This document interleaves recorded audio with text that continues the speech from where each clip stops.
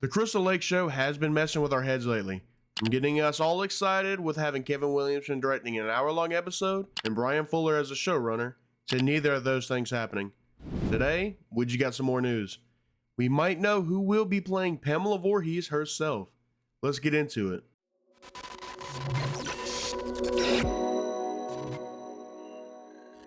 Welcome back, I'm Sippin, and The Wrap just dropped an exclusive report filling us in on what has been going on behind the scenes, in hopes of getting us all caught up to speed in order to, hopefully, untangle this mess. But before we dive into their report, let's catch you up to speed a little on the old news, in order to understand this new news coming up.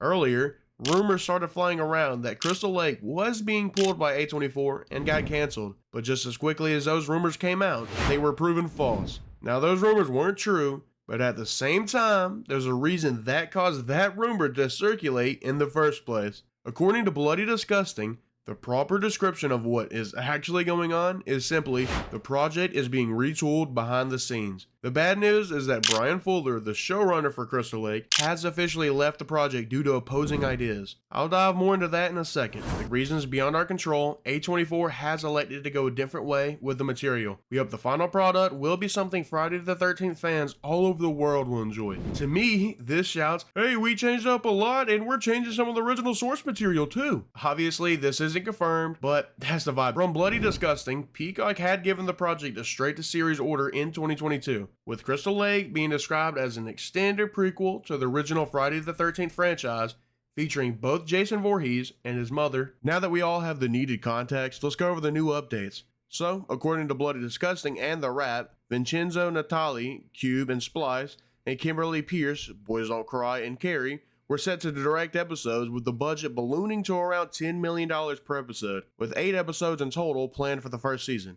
It would have cost A24 roughly $85 million to bring the series to life, with additional seasons being planned to be made by the studio. The report goes on to say the show would have 4 seasons, deconstructing the first 4 Paramount films, while incorporating lore from the other sequels by remixing them in. Vincenzo Natali had recently tweeted, I have read the first 2 episodes. Brian Fuller's Crystal Lake was well on its way to becoming another Hannibal-level reinvention that was simultaneously beautiful, sad, poetic, funny, and horrifying.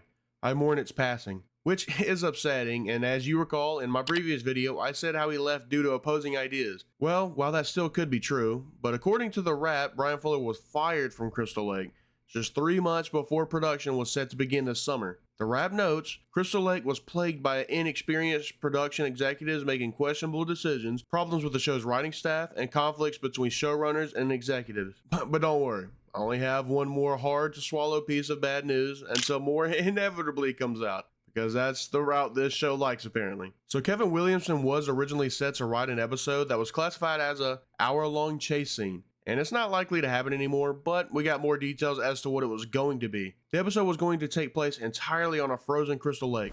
Friday the 13th fans have been begging for a Wintertime Friday installment for many years now, and A24 was set to deliver just that. I can be included in that.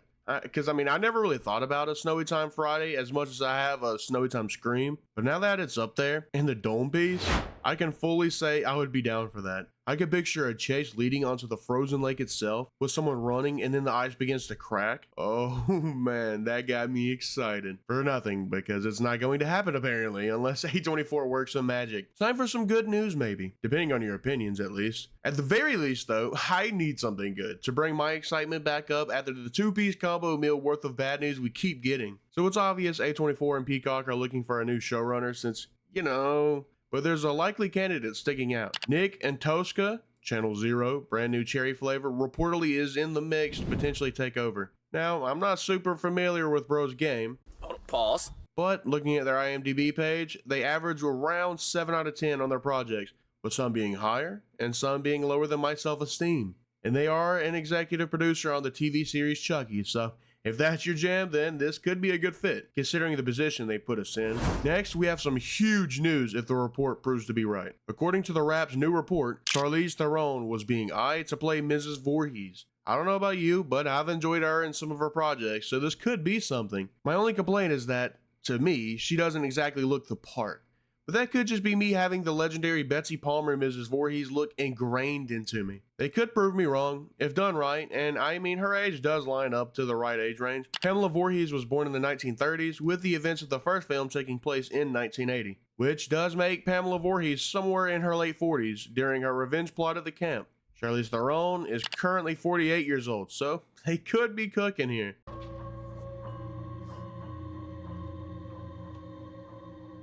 Someone cooked here.